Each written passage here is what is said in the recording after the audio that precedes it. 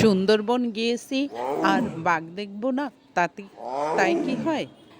আসলে বাঘ দেখার উদ্দেশ্যেই সকলেই যায় সুন্দরবনে। আমরাও সেই ভোরবেলায় খুব ভোরবেলায় রওনা হলাম। এই বাঘটা খেয়াল করুন। এটা ছিল আমাদের 3 দিনের ট্যুরের শেষ দিনের ট্যুর।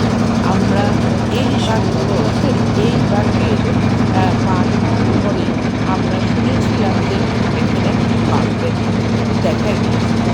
সেই পরিকল্পনা মাফিক দূর ধরে রওনা হয়েছিলাম, কিন্তু বাঘের দেখা পাওয়া অতি সহজ।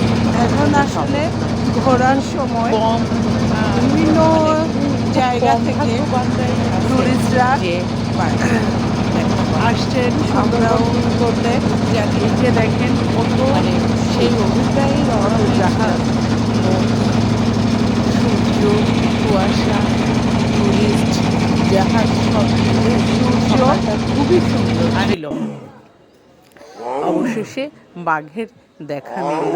এই তো দূর থেকে দেখতে পাচ্ছি বাঘ। জাহাজ থেকেই দেখা গিয়েছিল। এইটা আমাদের জাহাজ থেকে না। গত বছর এমভি আলাস্কার যাত্রীরা এই বাঘ চলাচলের দৃশ্যটা দেখেছিলেন। আমি সেখান থেকেই ধারণ করা। আসলে মানে সুন্দরবনে গিয়ে যদি বাঘের দেখা পাই, ভয় তো অবশ্যই আছে, তার সঙ্গে অ্যাডভেঞ্চারটা একেবারে মানে অন্যরকম রোমাঞ্চকর পরিবেশের সৃষ্টি করে।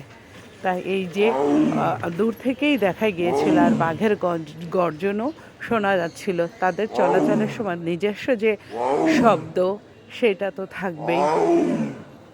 সবাই জাহাজ থেকে চুপিসারে দূরেই অবস্থান করছিল, কিন্তু চুপিসারেই অবস্থান করছিল। এই তো চলে গেল, ভেতরে চলে গেল ব্যাগ। এবার আমি আসি আমার জাহাজের থেকে কি দেখতে পেয়েছিলাম। এই যে দেখেন, বাঘের যেখানে আমরা দূর থেকে দেখেছি তার পায়ের রেখা বা পদচিহ্ন রয়ে গিয়েছে। সুলবন থেকে ভেতরের দিকে হয়তো বা শিকারের উদ্দেশ্যে বিভ্রাটে এসেছিল, আর এই যে এই পথ দিয়েই চলে গিয়েছে। তো বাঘ দেখতে না পারলেও বাঘের পায়ের চিহ্ন দেখে এই তো ঢের। সবাই সুন্দরবনে যাবেন। আমাদের ম্যানগ্রোভ বন, সুন্দরবন আল্লাহর অপূর্ব এক সৃষ্টি, অভূতপূর্ব। আর শীতের সময় আর বিভিন্ন প্যাকেজের মাধ্যমে যাওয়া যায় 2 রাত 3 দিন। আসলে খুব সুন্দর। আমরা এমভি জেলারে গিয়েছিলাম এই সুন্দরবন ট্যুরে। 2টা জাহাজ আমাদের লেগেছিল। তো আমাদের ভ্রমণটা আসলেই খুব ভালো হয়েছিল।